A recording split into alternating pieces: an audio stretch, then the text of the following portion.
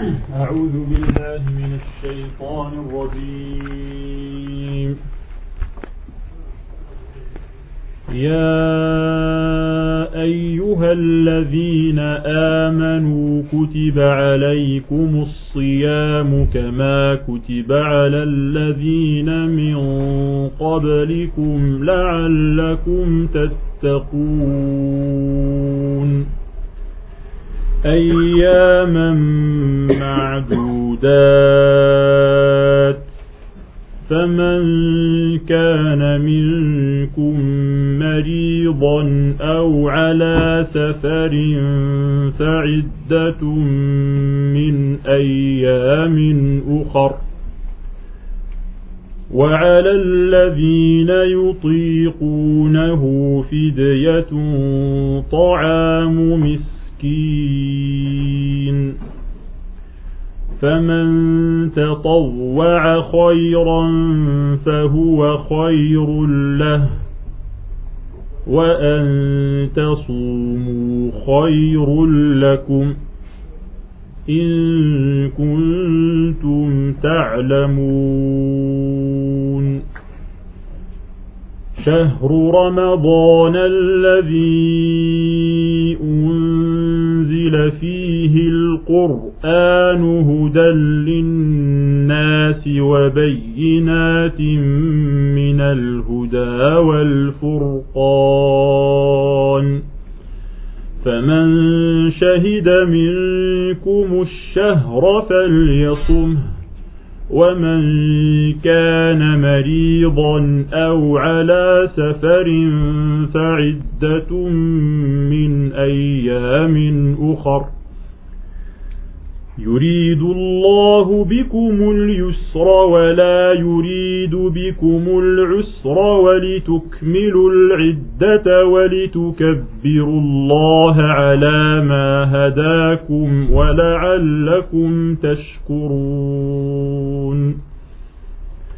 وإذا سألك عبادي عني فإني قريب أجيب دعوة الداع إذا دعاني فليستجيبوا لي وليؤمنوا بي لعلهم يرشدون أحل لكم ليلة الصيام الرفث إلى نسائكم هن لباس لكم وأنتم لباس لهن علم الله أنكم كنتم تختانون أنفسكم فتاب عليكم وعفى عنكم فالآن باشروهن وابتغوا ما كتب الله لكم وكلوا واشربوا حتى يتبين لكم الخيط الأبيض من الخيط الأسود من الفجر ثم أتموا الصيام إلى الليل ولا تباشروهن وأنتم عاكفون في المساجد تلك حدود الله فلا تقربوها كذلك يبين الله آياته للناس لعلهم يتقون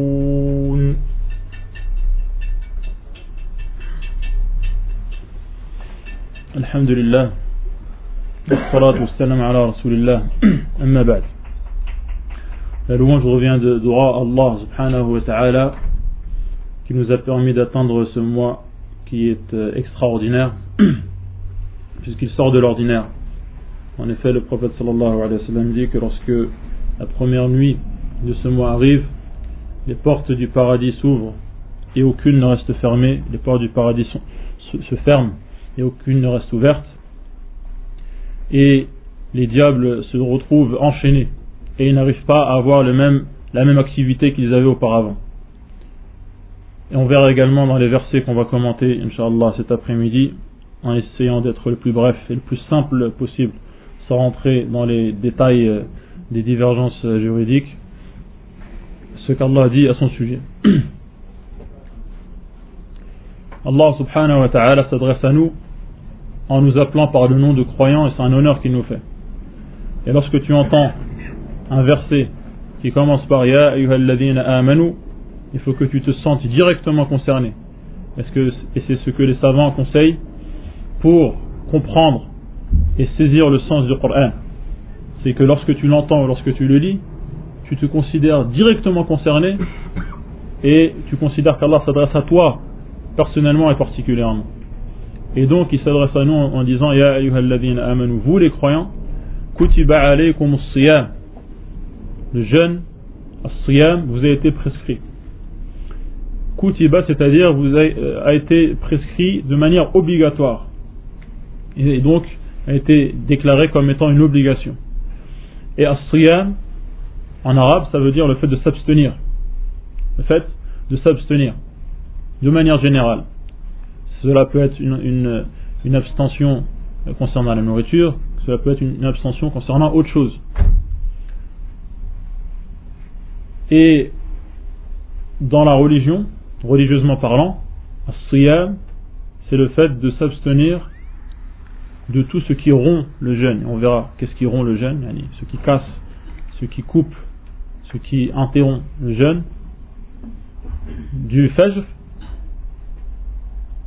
c'est-à-dire l'aube, jusqu'au coucher du soleil, c'est-à-dire le maghrib, avec l'intention d'obéir à Allah subhanahu wa ta'ala et de se rapprocher de lui et de l'adorer. Et c'est une adoration tellement importante que c'est un besoin, et c'est donc une adoration qui a été prescrite non seulement à nous mais également à ceux qui nous ont précédés, à ceux qui ont suivi les prophètes qui sont venus avant Muhammad sallallahu alayhi wa sallam. On le voit par exemple dans Surat Maryam, lorsque elle a eu son fils donc Jésus de manière miraculeuse, et lorsqu'elle est venue ou partie à la rencontre de son peuple, il lui a été dit de ne rien dire, d'accord, et de faire comprendre qu'elle jeûnait. فَقُولِ إِنِّي نَذَرْتُ لِلرَّحْمَنِ صَوْمًا فَلَنْ أُكَلِّمَ الْيَوْمَ إِنْسِيًّا. C'est pour cela qu'ensuite elle aura fait des signes. فَأَشَارَتْ إِلَيْهِ, elle a fait signe à son peuple vers le nouveau-né qui est Isa. Et donc on comprend que le siyam à leur époque c'était le fait de s'abstenir de parler, le fait de s'abstenir de parler, et pour nous c'est le fait de s'abstenir de ce qu'on va citer ensuite, Inch'Allah. يا أيها الذين آمنوا كتب عليكم الصيام كما كتب على الذين من قبلكم لعلكم تتقون. Et ce jeûne il est obligatoire pour qui? Il est obligatoire pour tout musulman qui est concerné par les lois religieuses, mukallaf, qui ne présente aucun empêchement, aucune contre-indication, qui n'est pas en voyage, d'accord, et qui en a les moyens physiques. Et donc le jeûne il concerne tout musulman, il ne concerne pas al-kuffar. Quel intérêt y a-t-il à savoir cela, que le jeûne ne concerne pas al-kuffar? Cela présente un intérêt lorsqu'il y a des gens qui se convertissent par exemple. Si une personne se convertit à l'âge de 60 ans et que donc cela fait combien de ramadan qu'elle n'a pas jeûné depuis l'âge de 15 ans? 45 mois de ramadan. Est-ce qu'on lui dit de rattraper tous les mois de ramadan qu'il n'a pas jeûné? Non, parce qu'il n'était pas musulman et donc il n'avait pas l'obligation de jeûner. C'est ce que cela veut dire. Quand on dit qu'il n'avait pas l'obligation de jeûner, c'est ce qu'on veut dire par là. Il y en a qui n'a pas rattrapé, mais il est bien sûr, les kuffars sont concernés par les lois religieuses, c'est-à-dire qu'ils vont être punis pour tous les détails de la religion qu'ils n'ont pas appliqués. Mais s'ils se convertissent, on ne leur demande pas de rattraper. Également, si un non-musulman se convertit pendant le mois de Ramadan, est-ce qu'on veut lui dire de rattraper les jours qu'il n'a pas jeûné alors qu'il n'était pas encore musulman? s'il se convertit le 15 du mois de Ramadan, est-ce qu'on lui dit de rattraper 2 semaines de jeûne? Non plus, on ne lui demande pas de rattraper.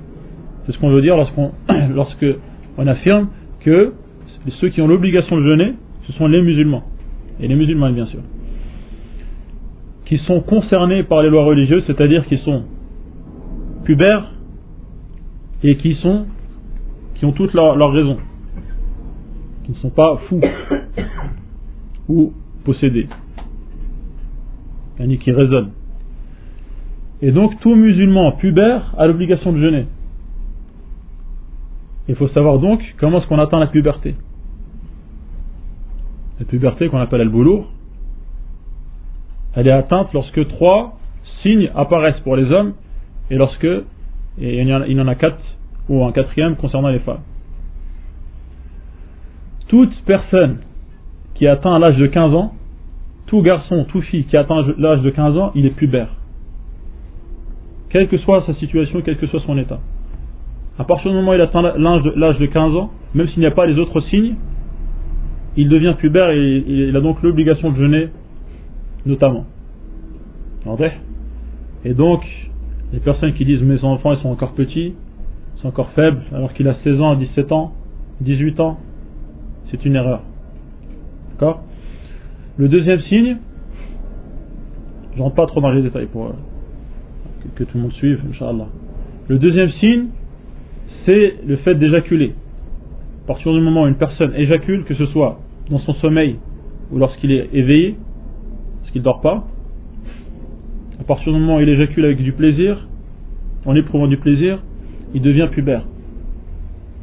Même s'il a que 11 ans. D'accord? On ne dit pas dans ce cas-là, il est petit, il n'a pas encore l'obligation de jeûner. À partir du moment où il a éjaculé, c'est un homme, religieusement parlant. Il a les mêmes obligations que les hommes, qui ont 30 ans et 40 ans. Il n'y a pas de différence. Le troisième signe, c'est le fait qu'il y a les poils pubiens, qui sont les poils rudes, qui poussent autour du sexe. D'accord? Sur le pubis. À partir du moment où ces poils apparaissent, les poils durs, non pas le duvet, cela est un signe de la puberté. Et pour les femmes, le quatrième signe, c'est quoi? Les règles. À partir du moment où une fille est réglée, elle a donc ses menstrues, elle devient une femme. Elle devient pubère, et elle a l'obligation notamment de jeûner, même si elle n'a que 9 ans. Cela existe. Des filles qui deviennent pubères à l'âge de 9 ans. Avant et de nos jours également. D'accord? À partir du moment où elle a ses règles, c'est une femme. Elle a l'obligation de jeûner, même si elle n'a que 9 ans. On ne va pas dire elle est trop petite, on va pas la fatiguer, on ne va pas lui faire du mal. Non. Surtout si on est parent, d'accord, ou si on a sous notre responsabilité des jeunes, il faut être attentif à cela. Et donc, le jeûne concerne les personnes musulmanes, pubères, on vient de dire quelles sont les personnes pubères, et ensuite, qu'est-ce qu'on a dit? Qui ont toutes leurs raisons. Les personnes qui sont atteintes de folie, qui ne savent pas ce qu'elles font, n'ont pas de raison, elles ne peuvent pas raisonner. D'accord? Elles sont atteintes au niveau mental, ou envoûtées, si bien qu'elles ne savent pas ce qu'elles font. Ces personnes-là ne sont même pas concernées par le jeûne. Même pas du tout. C'est-à-dire que elles ne jeûnent pas, elles n'ont même pas rattrapé, elles n'ont même pas à nourrir de pauvres. Elles ne sont même pas concernées. D'accord? Le jeûne est obligatoire donc pour les personnes qu'on vient de citer lorsque elles sont en pleine possession de leur force physique. C'est-à-dire qu'elles ne sont pas malades.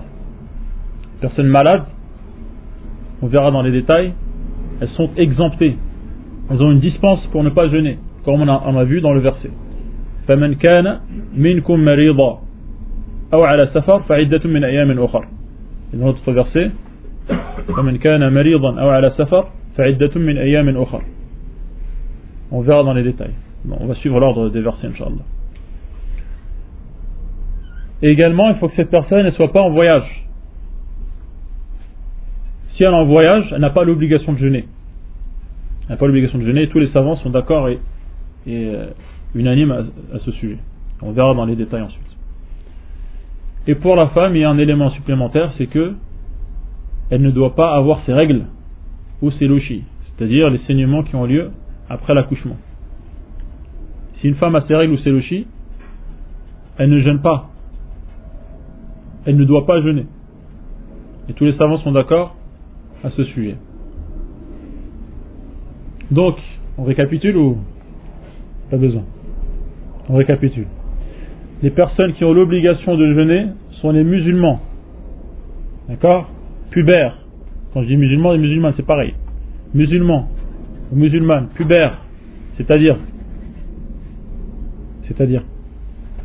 qui ont soit 15 ans, soit qui ont des poils sur le pubis, autour du sexe, ou qui ont éjaculé, ou pour les femmes qui ont leurs règles. D'accord? Également qui sont en pleine possession de leur faculté mentale. Ils ne sont pas atteints de folie. Également, qui ne sont pas malades, ni en voyage.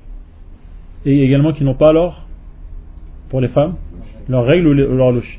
Les règles, donc, les règles qui viennent tous les mois, à peu près, ou les lochis, c'est les saignements qui ont lieu après l'accouchement. D'accord? Donc les personnes qu'on vient de citer ont l'obligation de jeûner. Ils sont concernés par ce verset. Ya ayyuhalladhina amanu kutiba alaykumus siyam kama kutiba alal ladhina min qablikum. Et Allah nous explique pourquoi il nous a demandé de jeûner. Ou le but qui est fixé et qui est à atteindre par le biais de ce jeûne. La'allakum tattaqun. At-taqwa, souvent traduit par la crainte, c'est plus général que ça. At-taqwa, c'est le fait de prendre ses précautions vis-à-vis d'une chose. D'accord? En arabe, on dit At-taqi shams, si je mets par exemple ma main, d'accord, devant mes yeux pour que le soleil ne m'éblouisse pas, ou sur ma tête pour que je n'attrape pas un coup de soleil, par exemple, ou si j'ai un bouclier et que je me protège des armes blanches, on dit at-taqi. D'accord? Et donc at-taqwa, c'est le fait de se protéger, de prendre ses précautions, ses gardes vis-à-vis d'une chose. Et on prend ses précautions vis-à-vis du châtiment d'Allah, vis-à-vis de la colère d'Allah, comment? En lui obéissant. Et donc at-taqwa, cela revient à obéir à Allah lorsqu'il nous demande de faire une chose. Et également de lui obéir lorsqu'il nous interdit de faire une chose. En obéissant, donc en accomplissant les ordres, et en évitant et en délaissant les interdictions. Et également, certains savants ajoutent, et en déclarant vrai les informations qui viennent d'Allah. Déclarant vrai les informations qui viennent d'Allah, tout cela fait partie de at-taqwa. Et donc c'est ce degré élevé, ce degré de taqwa, on pourrait traduire également par la piété. Eh bien, pour atteindre ce degré, on passe par le jeûne. Et c'est le premier, et la première sage raison du jeûne, qu'il faut citer en premier, avant les autres. Et il y en a d'autres, effectivement, que les savants citent. Le fait, par exemple, de nourrir la solidarité entre les musulmans. On mange tranquillement, on mange de la viande tous les jours, en France notamment, et des gens ils mangent de la viande le jour de l'Eid seulement.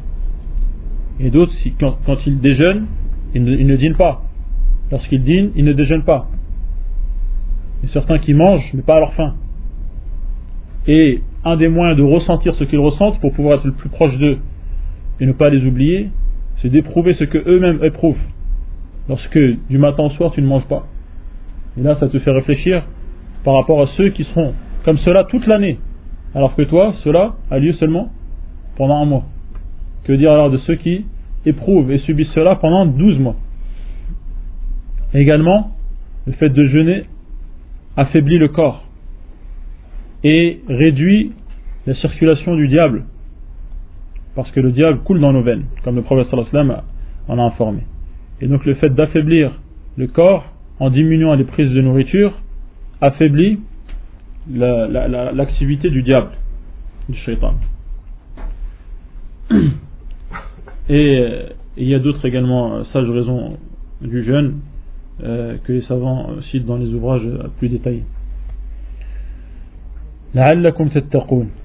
Et ensuite Allah il nous encourage. Il nous encourage à jeûner en nous disant que les jours du jeûne, ils ne sont pas extrêmement nombreux. Ce sont des jours réduits, en nombre réduit. 29 ou 30 jours par rapport à toute l'année. Qu'est-ce que c'est? Et donc Allah il nous encourage en nous disant que le nombre de jours, il est extrêmement quoi? Peu nombreux. 29 ou 30 jours par rapport au reste de l'année. Ayyaman ma'doudat. Et lorsqu'on utilise ce pluriel en arabe, c'est pour dire que c'est un pluriel de choses qui ne sont pas très très nombreuses. Ma'doudat. فمن كان منكم مريضا أو على سفر فعدة من أيام أخر. Ceux donc parmi vous qui sont malades ou en voyage, et on pourrait également traduire ou sur le point de voyager, أو على سفر فعدة من أيام أخر يعني فعليهم أو يجب عليهم عدة من أيام أخر. Ils auront le devoir de rattraper le même nombre de jours à un autre moment. D'accord? Ils ont le devoir de rattraper. Ça veut dire que s'ils rattrapent, ça veut dire que... Ça veut dire quoi? Qu'ils n'ont pas jeûné. Effectivement, le malade, il présente trois situations. Le malade qui, s'il jeûne, cela est mauvais pour sa santé, c'est-à-dire que cela aggrave sa maladie ou retarde la guérison, ce malade-là n'a pas le droit de jeûner. Il est interdit de jeûner. À partir du moment où un médecin digne de confiance lui affirme cela, un médecin digne de confiance, s'il te dit de ne pas jeûner parce que cela va aggraver ton cas et ta maladie et va retarder la guérison, tu n'as pas le droit de jeûner. Et selon les règles de la religion, le fait de jeûner, dans ce cas-là, n'est même pas accepté. D'accord? Parce que c'est faire quelque chose qui est interdit. C'est interdit parce qu'Allah subhanahu wa ta'ala dit وَلَا تَقْتُلُوا أَنفُسَكُمْ. Ne vous tuez pas, mais c'est un verset dont la portée est générale, qui interdit tout ce qui est nuisible à la santé. Tout ce qui est nuisible à la santé. Comme cela a été compris par un compagnon qui n'a pas voulu utiliser de l'eau très froide de peur de tomber malade. Et il a cité pour argument ce verset. Et le prophète sallallahu alayhi wa sallam l'a approuvé. Et donc ce verset, il n'interdit pas seulement de se suicider, il interdit également de faire tout ce qui est mauvais pour sa santé. Et le fait de jeûner dans cette situation, dans cette maladie, en étant malade, alors que cela aggrave la maladie ou retarde la guérison, cela est nuisible pour la santé. Si donc un médecin digne de confiance, est-ce que le fait qu'il soit musulman est une condition? Est-ce que le fait que le médecin soit un musulman est une condition? Non, ce n'est pas une condition. À partir du moment où c'est quelqu'un de digne de confiance, le prophète sallallahu alayhi wa sallam a fait confiance à certaines personnes qui n'étaient pas musulmanes. Comme lorsque il a quitté la Mecque pour Médine. Il a fait confiance à une personne qui était un spécialiste des routes pour aller à Médine. Ce n'était pas un musulman. Et pourtant il lui a fait confiance. Alors que sa tête était mise à prix. Tête du prophète sallallahu alayhi wa sallam. Et celle de Abu Bakr également. Et cela n'a pas empêché d'avoir confiance en lui. Et donc à partir du moment où la confiance est présente, on prend en considération l'avis du médecin. Cela concerne donc le cas où le fait de jeûner est mauvais pour la santé et aggrave la santé du quoi? Du jeûneur. Le deuxième cas, c'est si ce malade, le fait de jeûner est difficile à supporter. Ce n'est pas mauvais pour sa santé, mais c'est difficile à supporter. D'accord? Dans ce cas-là, le mieux pour lui est de ne pas jeûner. Parce qu'Allah subhanahu wa ta'ala lui donne cette dispense. Et Allah subhanahu wa ta'ala est généreux. Il aime qu'on accepte les dispenses qu'il nous donne. D'accord? Comme on l'a vu dans ce verset. فَمِنْ كَانَ مِنْكُمْ مَرِيضًا أَوْ عَلَى سَفَرٍ فَعِدَّةٌ مِنْ أَيَّامٍ أُخْرَى. Et le troisième cas, c'est lorsque c'est une maladie qui ne gêne pas le jeûne. Comme par exemple un rhume léger ou une toux simple et légère. Dans ce cas-là,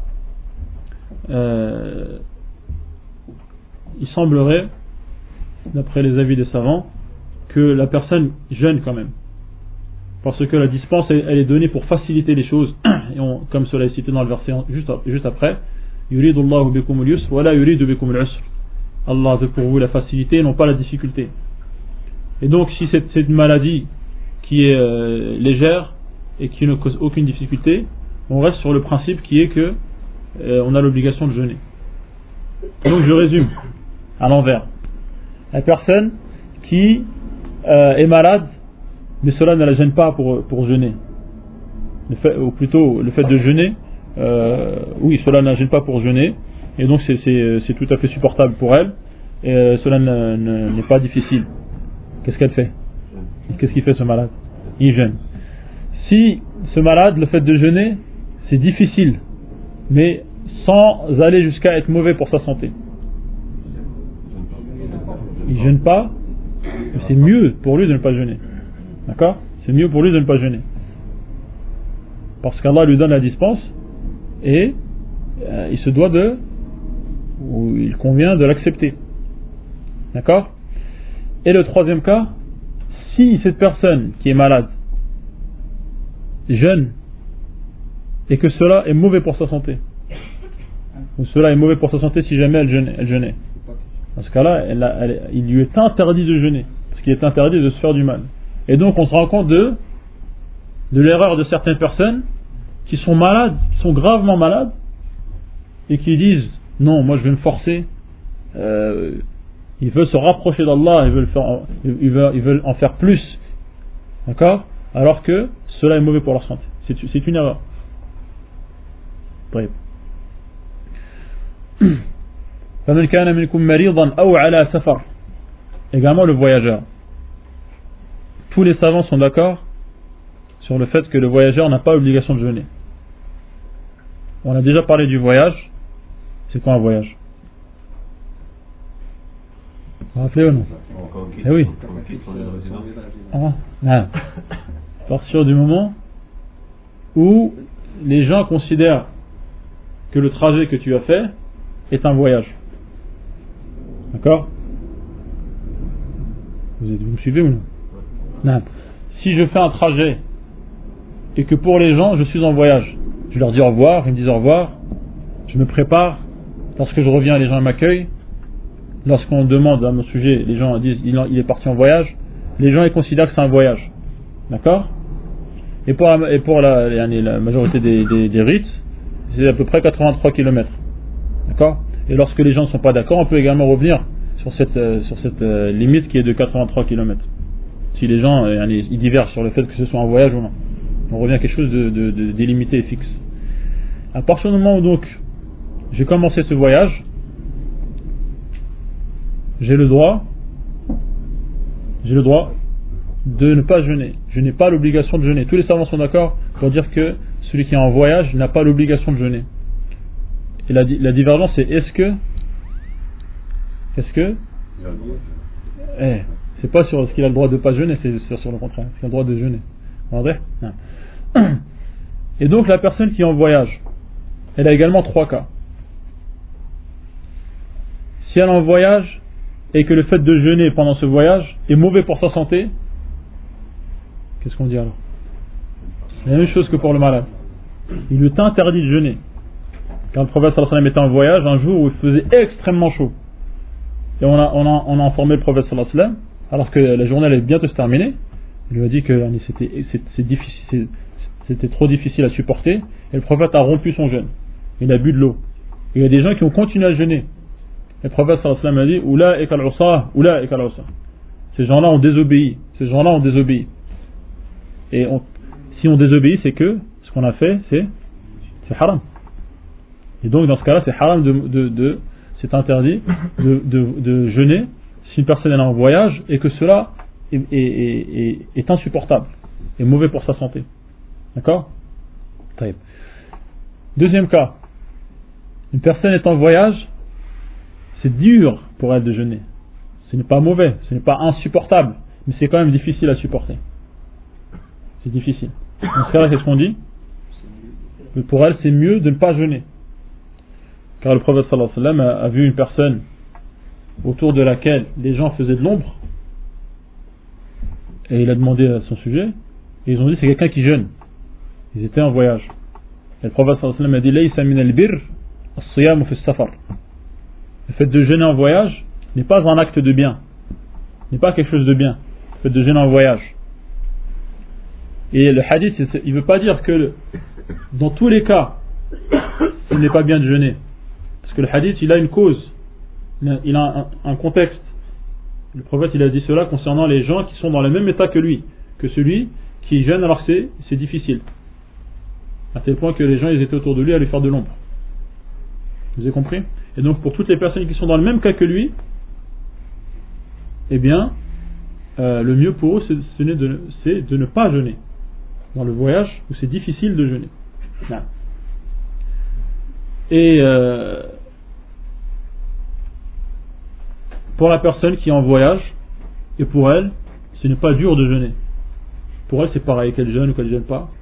Ça ne lui pose pas de problème. Dans ce cas-là, elle a le droit de ne pas jeûner. Comme on l'a dit, tous les savants sont d'accord sur cela. Et certaines personnes pourraient être amenées à penser que maintenant, puisqu'il y a des avions et des voitures climatisées, il y a des bateaux dans lesquels il y a des couchettes, des trains aussi, où les moyens sont extrêmement rapides, où on est beaucoup moins fatigué qu'avant, eh bien, maintenant, il faut qu'on jeûne, même si on est en voyage, et que cela n'est pas difficile à supporter. Je dis ça, c'était avant. Maintenant, c'est facile, il n'y a aucune difficulté. Tu prends l'avion, en 3 heures, tu es à l'autre bout du continent. Dans ce cas-là, ils disent, les gens ordinaires, ils disent pourquoi on n'a pas le droit de ne pas rompre le jeûne. Or, on a dit, tous les savants sont d'accord sur le fait qu'on avait le droit de ne pas jeûner dans cette situation. Et Allah subhanahu wa ta'ala savait très bien que ces moyens de locomotion, ces moyens de transport allaient venir. Allah n'oublie pas. Allah n'ignore rien. Il sait ce qui s'est passé, il sait ce qui se passera. Il sait même ce qui ne s'est pas passé. Comment cela se serait passé si cela s'était passé? Vous voyez? Et donc les lois qu'il a fixées, les permissions qu'il a données, elles sont en vigueur jusqu'à la fin du monde. Jusqu'à la fin du monde. Non. Mais il reste à savoir si cette personne qui est en voyage et que ça ne gêne pas de jeûner, pour elle qu'elle jeûne et qu'elle ne jeûne pas, c'est pareil. Ce n'est pas mauvais pour sa santé, ce n'est pas difficile à supporter. Qu'est-ce qui est le mieux pour elle? De jeûner ou de ne pas jeûner? Il y a une divergence parmi les savants, et il semblerait que le mieux pour elle c'est de jeûner. Pourquoi?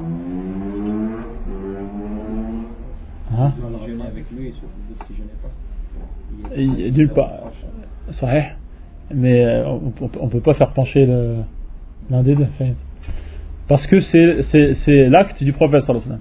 Le prophète lui-même, il a jeûné en voyage alors qu'il était en voyage. Et donc on le suit dans cela. On le suit dans cet acte-là. Parce que le prophète sallallahu alayhi wa sallam fait, en principe, c'est recommandé.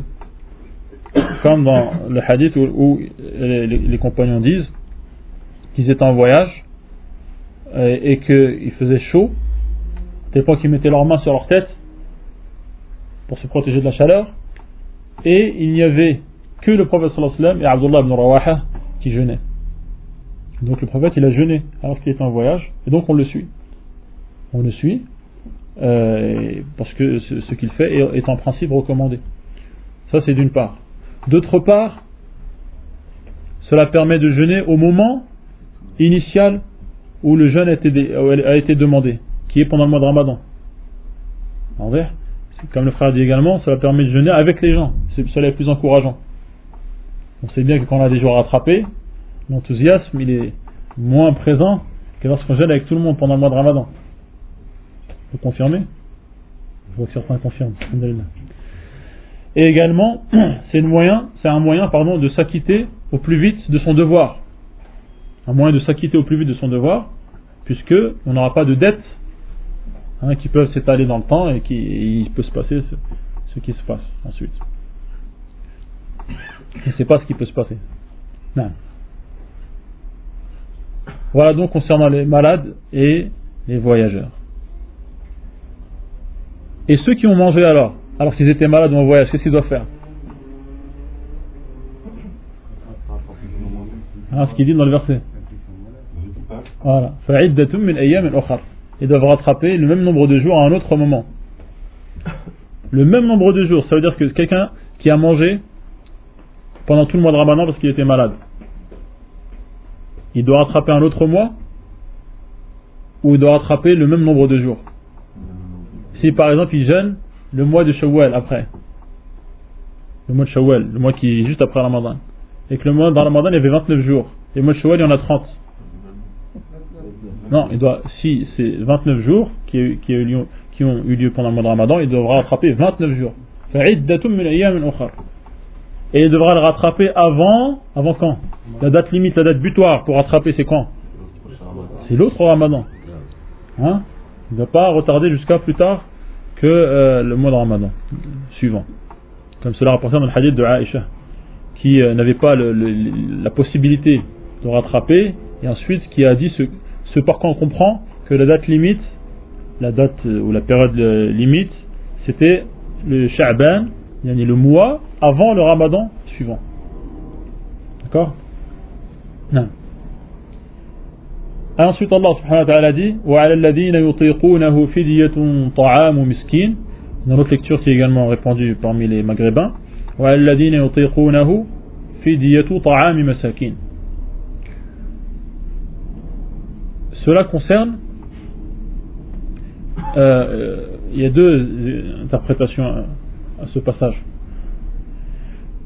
Cela concerne le début, parce que le mois de Ramadan, les musulmans ont eu l'obligation de jeûner pendant l'année 2 de l'Hégire.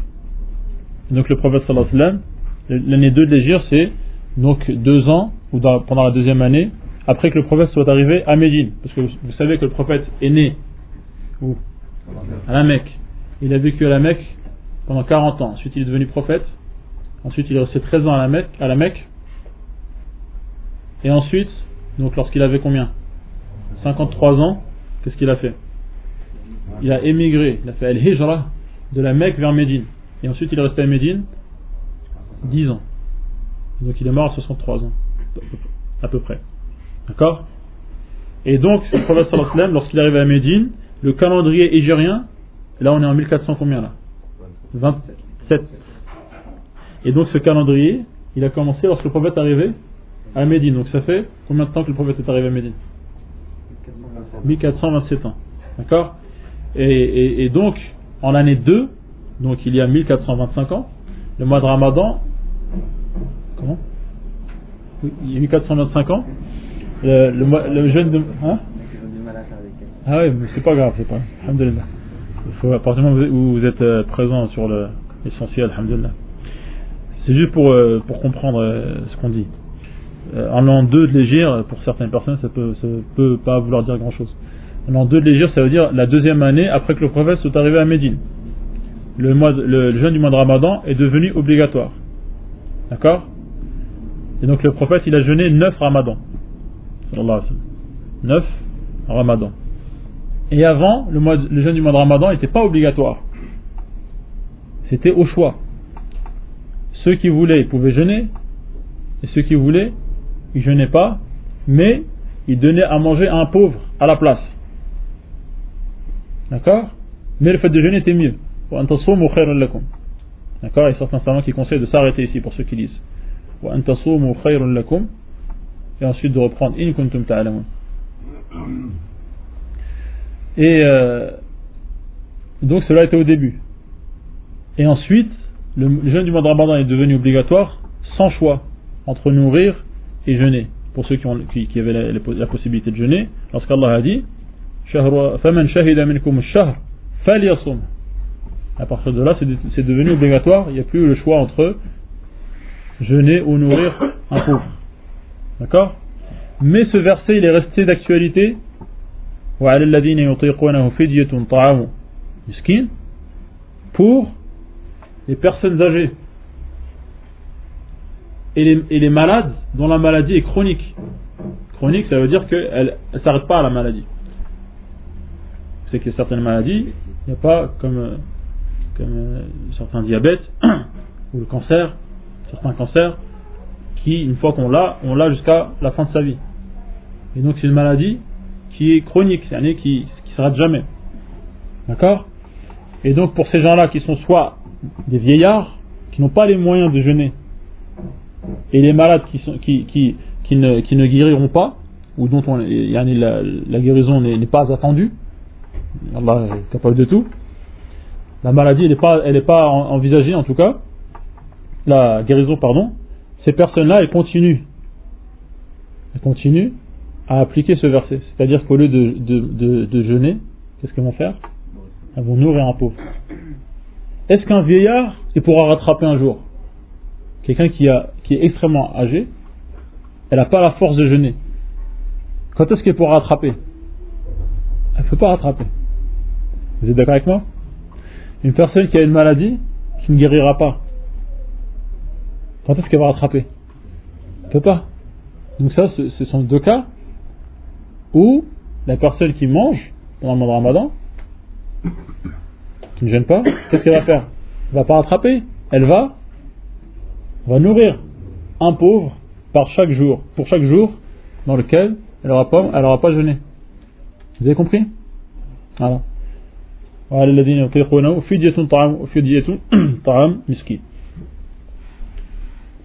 Ça veut dire quoi? Ça veut dire que pour chaque jour dans lequel elle n'aura pas jeûné, elle va offrir un repas à un pauvre. Un repas. Un dîner ou un déjeuner. D'accord? Et certains savants disent également à la femme enceinte ou la femme qui allaite et qui a peur pour sa santé ou pour celle de son bébé, elle est également assimilée à ces gens-là. Surtout si la femme elle est enceinte, ensuite elle va allaiter, ensuite elle va retomber enceinte, ensuite elle va allaiter, ensuite elle va retomber enceinte, quand est-ce qu'elle va rattraper? Vous avez compris? Surtout dans ce cas-là. Et d'autres disent non, la femme qui est enceinte ou qui allaite et qui a peur pour sa santé ou celle de son bébé, elle est comme le malade qui a un empêchement qui va disparaître un jour, et donc elle rattrapera ensuite. واضح؟ طيب. وعلى الذين يطيقونه فدية طعام مسكين. Et voilà. Ensuite, il faut l'apprendre le verset concernant le Ramadan. فمن تطوع خيرا فهو خير له وأن تصوموا خير لكم إن كنتم تعلمون. Ensuite Allah subhanahu wa ta'ala nous dit شهر رمضان الذي أنزل فيه القرآن, le mois de Ramadan. D'accord? Et Ramadan c'est tiré de Ramda. Ramda c'est le sable chaud, la forte chaleur. Et il semblerait que l'année où on a donné le nom à ce mois, c'était une année où le mois de Ramadan justement a eu lieu pendant la chaleur, en plein été. Et donc il a eu le nom de Ramadan. D'accord? Faire attention pour certains maghrébins qui disent Ramadan. Ramadan. C'est pas grave s'ils disent ça pour discuter entre eux, mais lorsqu'ils lisent le Coran, ils ne devront pas dire Shahru Ramadan. D'accord? Ils devront prononcer le dad. Shahru Ramadan. Alladhi unzila fihi al-Qur'an. Et donc c'est un mois dont je vous ai cité certaines particularités, le fait que les portes du paradis s'ouvrent, les portes de l'enfer sont fermées, les diables sont enchaînés, ils ont une activité réduite. Pendant ce mois, comme on voit bien que les musulmans ils sont enthousiastes, ils ont des ailes qui poussent, et ils affluent vers la miséricorde d'Allah subhanahu wa ta'ala, vers son pardon, ils redoublent d'efforts, les mosquées se remplissent, on voit bien de nos propres yeux. C'est le mois du jeûne, celui qui jeûne le mois de Ramadan, le prophète sallallahu alayhi wa sallam nous dit, celui qui jeûne le mois de Ramadan avec foi et espoir, avec foi en Allah, et non pas pour les gens, avec espoir de récompense, donc en étant certain qu'il y a un jour du jugement, qu'il y a une récompense, et bien tous ces péchés passés seront pardonnés. C'est le mois de la prière la nuit, Tarawih. Le prophète sallallahu alayhi wa sallam dit, celui qui jeûne, qui passe la nuit, les nuits du Ramadan à prier, ou qui prie pendant les nuits du Ramadan, avec foi et espoir, tous ses péchés passés seront pardonnés. D'accord? Et c'est également le mois de la générosité. Donne. Mets la main à la poche, n'aie pas peur. Si tu donnes, Allah va te remplacer ce que tu donnes. Pas peur de la pauvreté. Le prophète sallallahu alayhi wa sallam est donné comme si la pauvreté n'existait pas. Et le prophète sallallahu alayhi wa sallam était le plus généreux des hommes. Et lorsque le mois de Ramadan commençait, il était encore plus généreux. Lorsque Jibril le rencontrait la nuit et lorsqu'ils étudiaient ensemble le Coran. Et il disait, celui qui rapporte le hadith, le prophète était plus généreux que le vent. Le vent, il amène les nuages et la pluie tombe.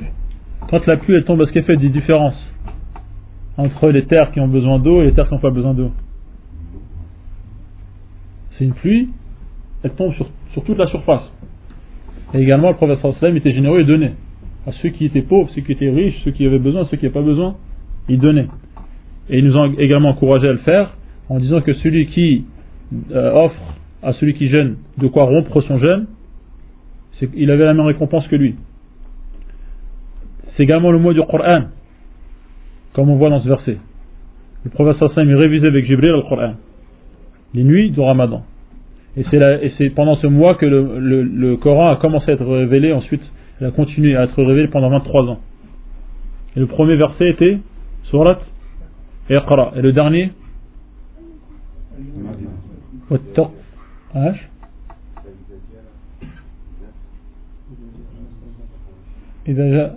parmi les derniers. Et certains savants disent que le dernier c'est Wattaqu yawman turja'una fihi ila Allah, à la fin des versets qui parlent de riba, à la fin de l'Baqara.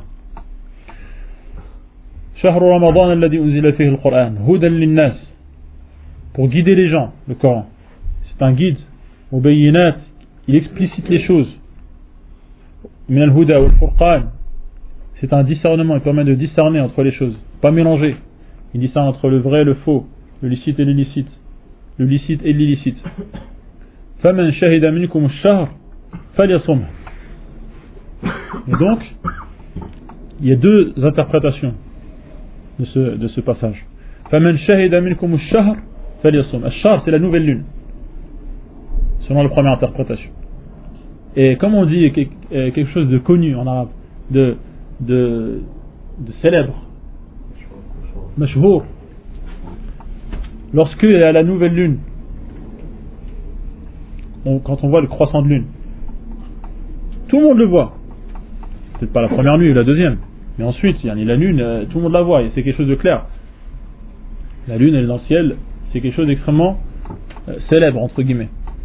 Et donc, à Shahr, la nouvelle lune, celui qui voit la nouvelle lune, il a l'obligation de jeûner le mois. D'accord? Non. Et là, il y a la fameuse divergence sur la vue, mais trop le faire ou non?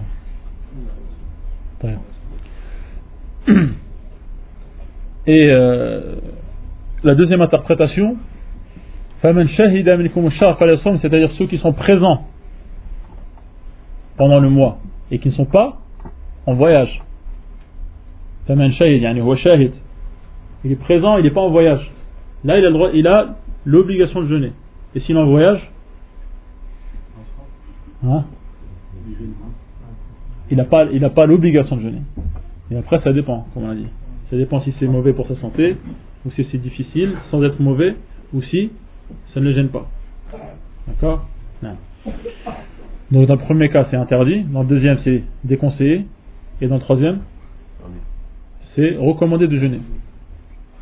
Si ça ne gêne pas pendant son voyage. On va encore récapituler à la fin, je crois. Inch'Allah.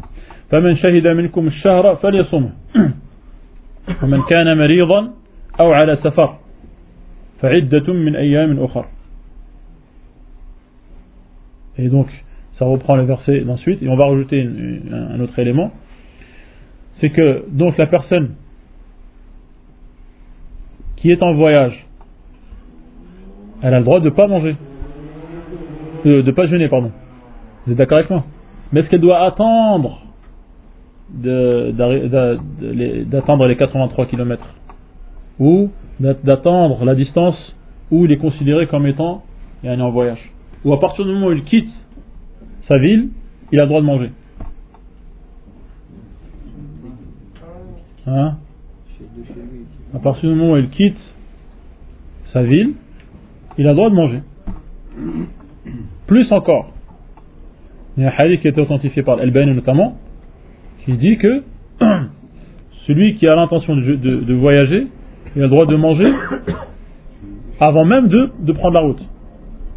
Avant même de prendre la route. Et cela peut être renforcé par une interprétation du verset فَمَنْ كَانَ مَرِيضًا أَوْ عَلَى سَفَرٍ. Est-ce qu'on peut comprendre أَوْ عَلَى سَفَرٍ? Bien sûr, je vous transmets ce que les savants disent, je n'invente rien de ma tête. أَوْ عَلَى سَفَرٍ, c'est-à-dire sur le point. Quand on dit ana ala safar, on peut le dire même sans être en voyage, même sans avoir encore quitté sa maison. On dit ana ala safar, c'est-à-dire je suis sur le point de voyager. Et donc Allah dit aw ala safar fa'iddatun min ayamin ukhra. Et donc ceux qui sont seulement sur le point de voyager, sans avoir encore quitté l'endroit dans lequel ils se trouvent, ils ont le droit déjà de manger, comme on l'a vu dans ce hadith qui a été authentifié par Al-Albani notamment. Fa'iddatun min ayamin ukhra. On a expliqué, alhamdulillah, yuridu Allahu bikum al-yusr wa la yuridu bikum al-usr. Allah veut pour nous la facilité. On voit bien, regardez toutes les dispenses, toutes les facilités qu'Allah il a mises. Le fait que ceux que le jeûne indispose au niveau de la santé, ils ont des dispenses pour ne pas jeûner. Et le fait que le nombre de jours est extrêmement réduit par rapport au reste de l'année. Bref, cette religion est basée sur la facilité. Elle est basée sur la simplicité. Et Allah subhanahu wa ta'ala dit à son prophète wa nuyassiruka lil yusra. Nous allons te faciliter l'accès à la plus facile, c'est-à-dire la religion la plus facile, qui est la nôtre. Alhamdulillah. D'accord? Et le prophète sallallahu alayhi wa sallam, à chaque fois qu'il avait le choix entre deux choses, il choisissait la plus facile, tant que ce n'était pas un péché. يريد الله بكم اليسر ولا يريد بكم العسر ولتكملوا العدة ولتكبروا الله على ما هداكم. Et cela a lieu à la fin du mois. ولتكبروا, التكبير c'est quoi?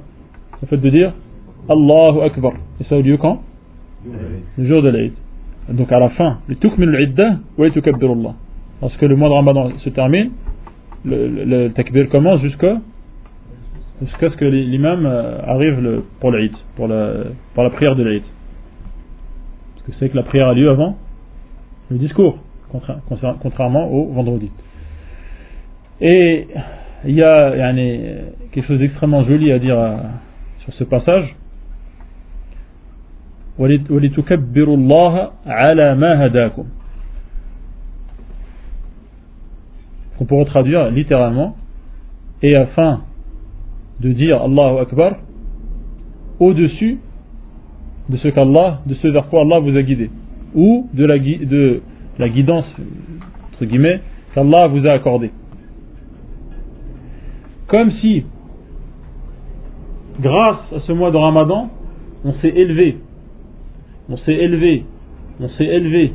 par le jeûne, par la prière, par le fait d'aller entièrement vers Allah, le fait de délaisser les péchés, on s'élève vers la taqwa justement, qui est la sage raison de ce jeûne, et à la fin du jeûne, on se retrouve tout en haut. Et de là, on prend ce takbir, le jour de l'Aïd. Après s'être élevé grâce au mois de Ramadan. Et cela concorde avec ce que le prophète sallallahu alayhi wa sallam nous a dit concernant le voyage. Vous voyez de quoi je parlais? Le prophète sallallahu alayhi wa sallam nous a dit, lorsqu'on est en voyage et qu'on monte au-dessus d'une colline et qu'on est tout en haut, qu'est-ce qu'on dit? Allahu Akbar. Allah il est encore plus haut.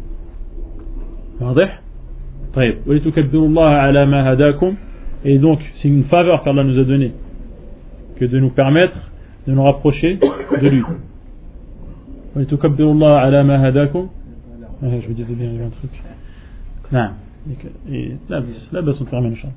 وَلِتُكَبِّرُوا اللَّهَ عَلى مَا هَدَاكُمْ وَلَعَلَّكُمْ تَشْكُرُونَ. وَلَعَلَّكُمْ تَشْكُرُونَ, afin de vous montrer reconnaissant.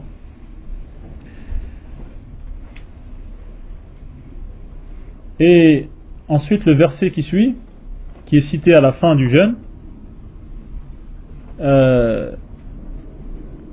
est une invitation à faire les invocations. Car on sait que la personne qui jeûne, son invocation n'est pas, son invocation est acceptée. Vous savez ça. La personne qui jeûne, son invocation est acceptée. Et justement après les versets dont je viens de vous parler, Allah subhanahu wa ta'ala dit وَإِذَا سَأَلَكَ عِبَادِي عَنِّي فَإِنِّي قَرِيبٌ. Si mes esclaves t'interrogent à mon sujet, eh bien je suis proche. Eh bien je suis proche.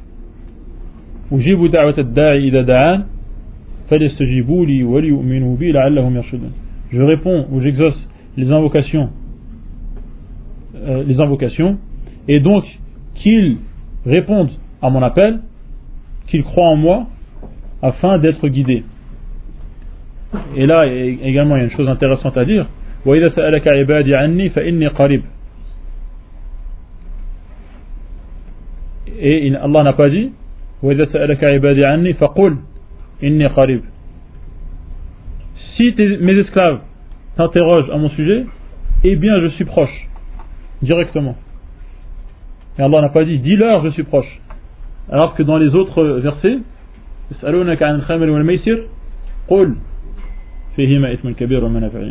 t'interroge au sujet de l'alcool et du jeu de hasard, et voilà, dis-leur. Il t'interroge au sujet des menstrues, dis-leur. T'interroge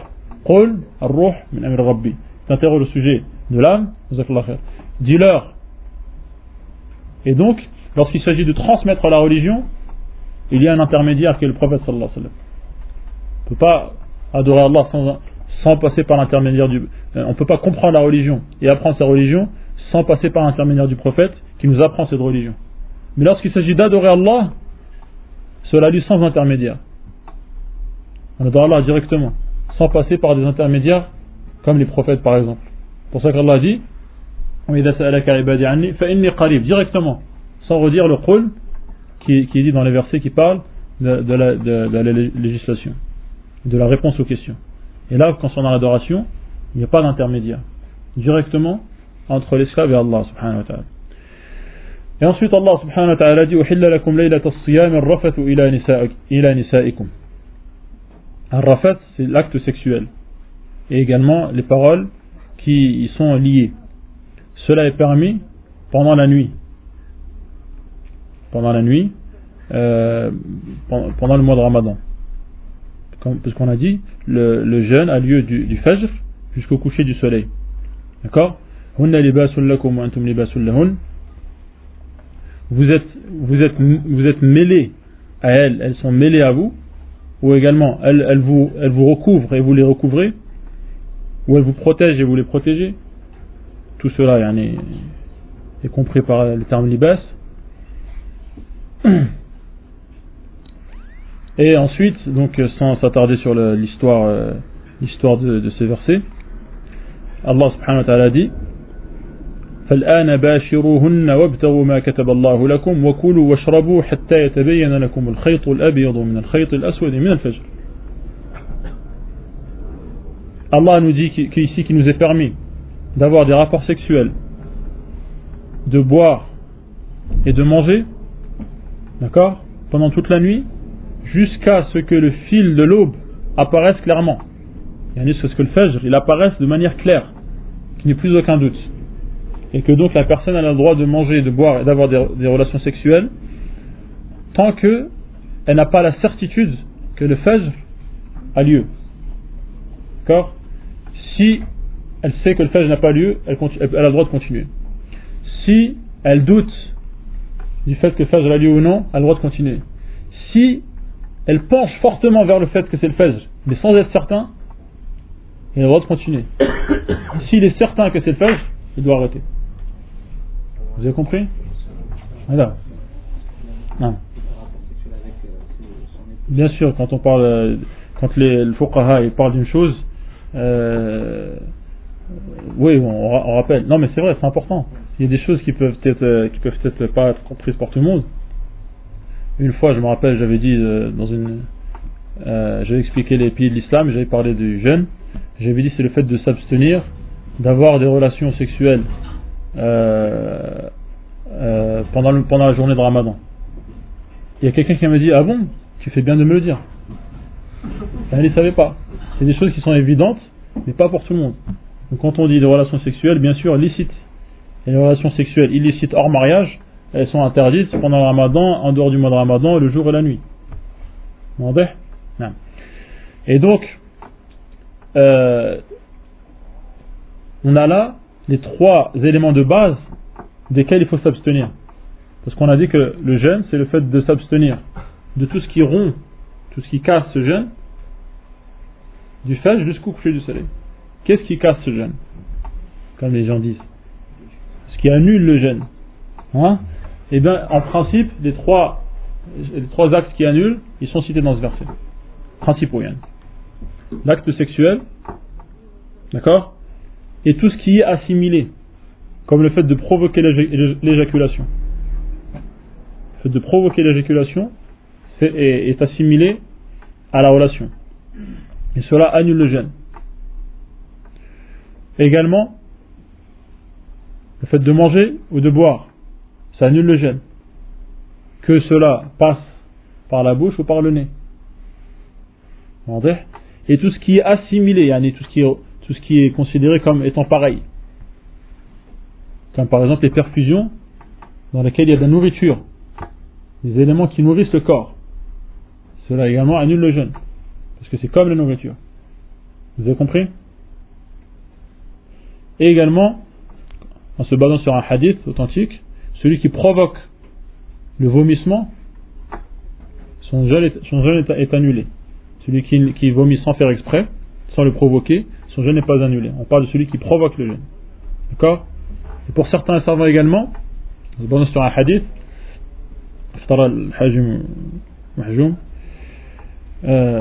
celui qui fait une saignée avec une ventouse, et qui aspire du sang, celui qui l'a subi et celui qui la pratique. Et pour d'autres savants, il semblerait que ce soit le plus juste, ce hadith est abrogé. Ce hadith, il est plus en vigueur. Il y a un hadith ensuite qui l'a abrogé, et qui à partir duquel on déduit que cela n'a plus lieu. Et que al-hijama, donc la saignée avec ventouse, n'annule pas le jeûne, en fin de compte. Et donc on comprend, je recommence, ce qui annule le jeûne, l'acte sexuel ou le fait de provoquer l'éjaculation, le fait de boire ou de manger, ou tout ce qui ressemble à cela, comme le fait de subir une perfusion, une injection qui nourrit le corps, d'accord, le fait de provoquer le vomissement. Toutes les autres choses, en principe, elles n'annulent pas le jeûne. C'est-à-dire celui qui dit ah, tu t'es mis du parfum, ton jeûne il est annulé. Il doit avoir une preuve du Coran ou des hadiths. Celui qui dit ah, tu as eu une mauvaise pensée, ton jeûne il est annulé. Il doit avoir une preuve du Coran et de la Sunna. D'accord? Ou celui qui dit pour les femmes, tu as mis du maquillage, ton jeûne il est annulé. Le maquillage, bien sûr, il faut encore rappeler, dehors il est haram. On parle par exemple du maquillage à la maison que la femme met pour son mari.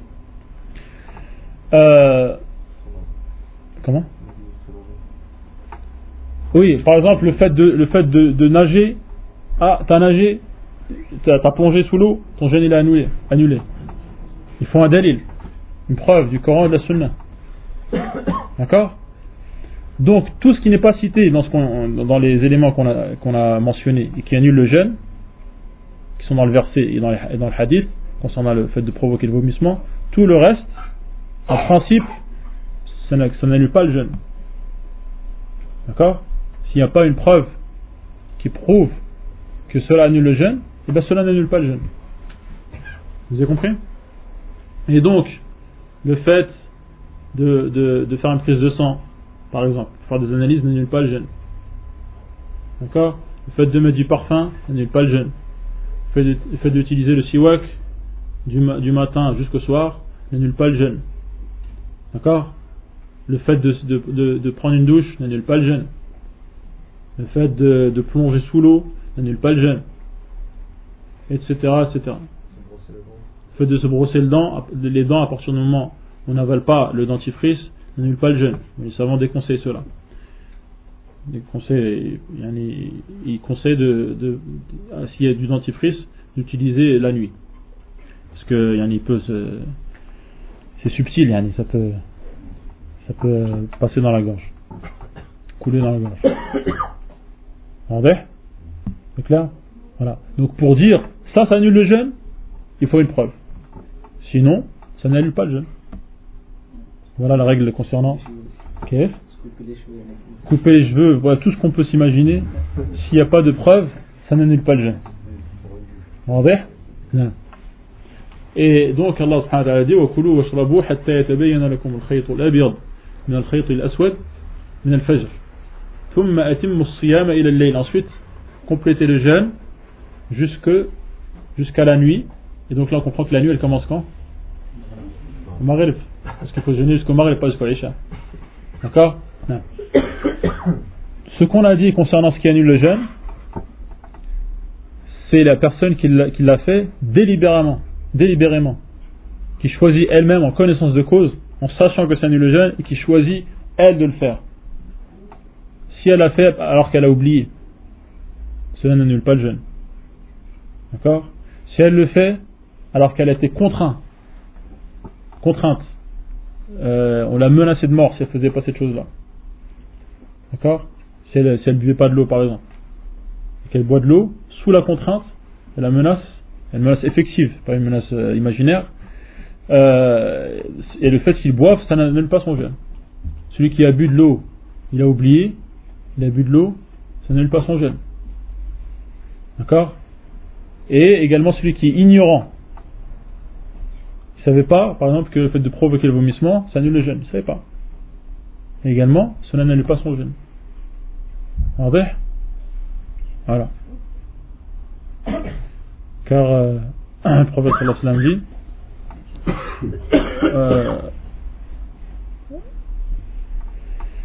ربنا لا تؤاخذنا إن نسينا أو أخطأنا. D'accord?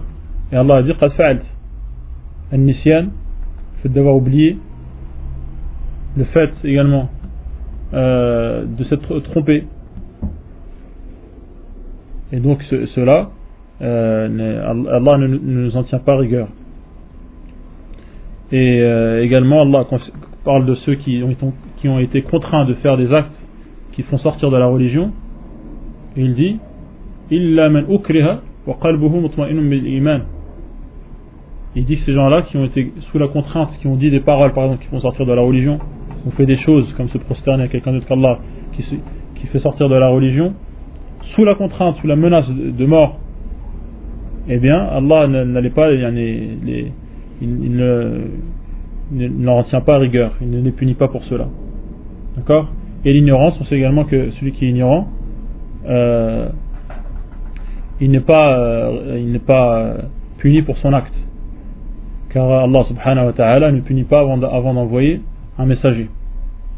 Et donc les personnes qui sont ignorantes, elles ne sont pas punies pour cela. Mais à partir du moment où il sait, où il se rappelle, d'accord, il doit arrêter immédiatement ce qu'il est en train de faire si ça annule le jeûne, comme le fait de manger ou de boire. D'accord?